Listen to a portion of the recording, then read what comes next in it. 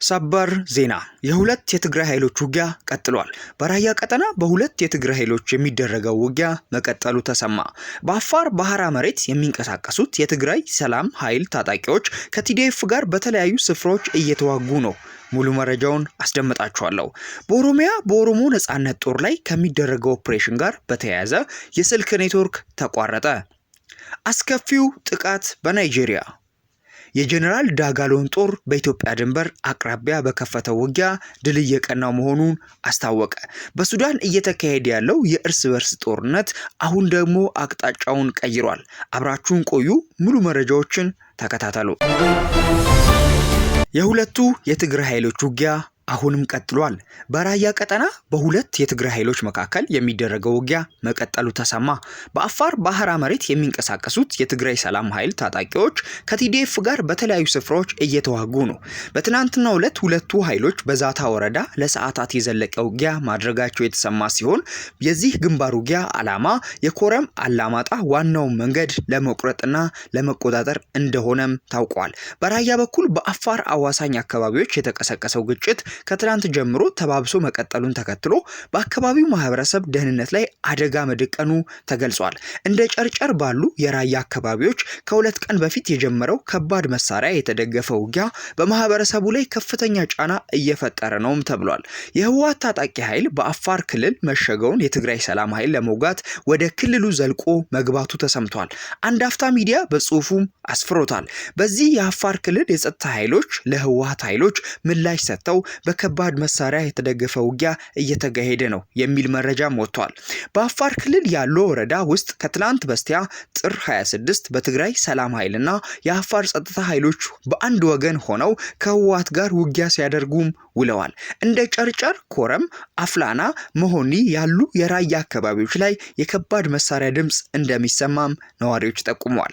ህወሓት በአፋርና በአማራ አዋሳኝ አካባቢዎች በከፈተው ጥቃት ተከትሎ ከአንድ ሳምንት በላይ የዘለቀ ግጭት በተለያዩ አካባቢዎችም ተከስቷል። በጠለምት በኩል ግጭቱ በአንድ ሳምንት ለጊዜው ረገብ ያለ ቢሆንም በአፋር በኩል ያለው ተባብሶ መቀጠሉን የአካባቢው ምንጮች ተናግረዋል። በኦሮሚያ በርካታ አካባቢዎች የስልክ ኔትወርክ ተቋረጠ። የኦሮሞ ነጻነት ጦር አሁን ላይ በስፋት በሚንቀሳቀስባቸው በኦሮሚያ ክልል ሰሜን ሸዋ ዞን የተለያዩ ወረዳዎች ከትናንት በስቲያ ሰኞ ጥር 25 ቀን አመሻሽ ጀምሮ የስልክ ኔትወርክ መቋረጡ ታውቋል። ኔትወርኩ የተቋረጠው በታጣቂ ቡድኑ ላይ እርምጃ ለመውሰድ እንዲመችና የመረጃ ልውውጥን በቅድመ ሁኔታ ለመከላከል ታስቦ መሆኑም ታውቋል። ከዘመቻው ጋር በተያያዘም ከሰሞኑ በርካታ ቁጥር ያላቸው የመከላከያ ሰራዊት አባላትና የክልሉ ፖሊስ አባላት ወደ ዞኑ መግባታቸውም ታውቋል። ለአብነትም ዘመቻ እየተካሄደባቸውና ኔትወርክ ከተቋረጠባቸው የዞኑ ወረዳዎች መካከል ወረጃርሶ፣ ኩዩ፣ ደገምና ሂደቡ አቦቴ ይገኙበታል። በአሁኑ ወቅት ኢንተርኔት፣ የድምጽ ጥሪም ሆነ አጭር የጽሁፍ መልእክት ኤስኤምኤስ ሙሉ ለሙሉ ተቋርጧል።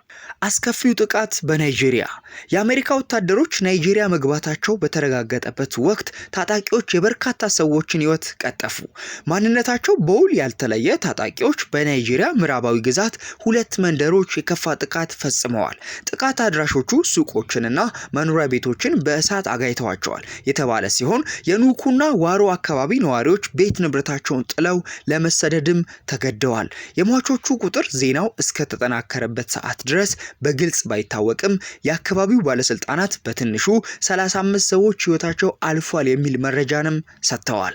በሌላ በኩል ቀይ መስቀል 162 ሰዎች ህይወታቸውን ሳያጡ አልቀረም ሲል ለኤፍኤፍፒ አስታውቋል። በ24 ሰዓት ውስጥ በርካታ ጥቃቶች በናይጄሪያ ተፈጽመዋል። የትራምፕ አስተዳደር ዳግም ወደ ስልጣን ከመጣ በኋላ የናይጄሪያ መንግስት ለመጀመሪያ ጊዜ የተወሰነ የፔንታጎን ኃይል አገሪቱ ውስጥ መግባቱንም አምኗል። ናይጄሪያ በተለያዩ ታጣቂዎች እየተፈተነች በመሆኑ የአሜሪካ ጦር ስልጠና እንዲሁም የደህንነት መረጃ በመስጠት አቡጃን ለማገዝ ወደ ምዕራብ አፍሪካ ብቅ ብሏል ሲል የዘገበው ቢቢሲ ነው። የሱዳኑ ጄኔራል ዳጋሎን ጦር በኢትዮጵያ ድንበር አቅራቢያ በከፈተው ውጊያ ድል እየቀናው መሆኑን አስታወቀ። በሱዳን እየተካሄደ ያለው የእርስ በርስ ጦርነት አሁን ደግሞ አቅጣጫውን ቀይሯል። በምዕራባዊ ሱዳን የነበረው ውጊያ ወደ ምስራቃዊ የሀገሪቱ ክፍሎች መሸጋገሩን የሚገልጹ ዘገባዎች እየወጡ ነው። ኤኤፍፒ እንደዘገበው በደቡብ ምስራቃዊ ሱዳን የሚገኘውና ከኢትዮጵያና ከደቡብ ሱዳን ጋር የሚዋሰነው ብሉ ናይል ግዛት ውስጥ ከሰኞ ጀምሮ አዲስ ውጊያ ተቀስቅሷል። በዚህ ውጊያ በጄኔራል መሐመድ ሐምዳን ዳጋሎን የሚመራው ፈጥኖ ደራሽ ኃይሉ ከሱዳን ህዝብ ነጻ አውጪ ግንባር ሰሜን SPLMN ጋር በመቀናጀት ባደረገው ጥቃት ድል እንደቀናው ዘገባው አስረድቷል። በውጊያው ታጣቂዎቹ ዲኤም መንሱር የተሰኘችውን ስትራቴጂያዊ ከተማ ለመቆጣጠር መቻላቸውንም አስታውቋል። ከተማዋ በታጣቂዎቹ እጅ መግባቷን በአካባቢው ነዋሪዎች ማረጋገጡን ያስታወቀው ዘገባው ድርጅቶቹም ባወጡት መግለጫ ይህንን መግለጻቸውን አስረድቷል። ሁለቱ ታጣቂዎች ይህችን ከተማ መቆጣጠራቸውን ተከትሎ ወደፊት እየገሰገሱ መሆኑን የጠቀሰው በአካባቢው ያሉ ነዋሪዎችም ጦርነቱን በመፍራት ወደ ኢትዮጵያ ኩምሩክ እየተሰደዱ መሆናቸውም ገልጿል። ይህ በእንዲህ እንዳለ አንድ የሱዳን ከፍተኛ ባለስልጣን ለሱዳን ትሪቢዩን በሰጡት መግለጫ ለዚህ ጥቃት በኢትዮጵያ ላይ ወቀሳ ሰንዝረዋል። የፈጥኖ ደራሽ ኃይሉና አጋሮቹ ታጣቂዎች ከኢትዮጵያ ተነስተው ይህንን ጥቃት መፈጸማቸውን የተናገሩት እኚህ ባለስልጣን ታጣቂዎቹ በድንበር በኩል የተሟላ የጉዞ ሰንሰለት መዘጋጀታቸውንም አስረድተዋል። ይህ በእንዲህ እንዳለ የሱዳን መንግስት ከዚህ ቀደም እነዚህን ታጣቂዎች በቤኒሻንጉል ጉሙዝ ክልል ውስጥ ማሰልጠኛ ካምፕ እንዳላቸው በተደጋጋሚ ሲገልጽ መቆየቱም ይታወሳል። ነገር ግን የኢትዮጵያ ባለስልጣናት ይህንን ማስተባበላቸውም አይዘነጋም። በአሜሪካና ኢራን መካከል ሊደረግ የነበረው የኒኩለር ድርድር ተሰረዘ። በአሜሪካና በኢራን መካከል አርብ ዕለት ሊካሄድ ታቅዶ የነበረው የኒኩለር ድርድር ተሰርዟል። ድርድሩ የተሰረዘው የኢራንን ውይይቱን ቅድመ ሁኔታዎች ለመቀየር በማሰቧ ነው ተብሏል። ፕሬዚዳንት ትራምፕ ከኤንቢሲ ጋር ባደረጉት ቃለ ምልልስ የኢራኑ የበላይ መሪ አያቶሊ አሊ ካሜን በአሁኑ ወቅት በጣም ሊጨነቁ ይገባል ሲሉ ተደምጠዋል። ትራምፕ በንግግራቸው ኢራን የኒውክሌር መርሃ ግብሯን ዳግም ለማስጀመር የምታደርገው ማንኛውንም ሙከራ አሜሪካ ወታደራዊ ኃይል እንደምታከሽፈው አስታውቋል። እንደገና ከሞከሩ ተመልሰን ሄደን ስራችንን እንደምናጠናቅቅ አሳውቂያቸዋለሁ ሲሉ ተደምጠዋል።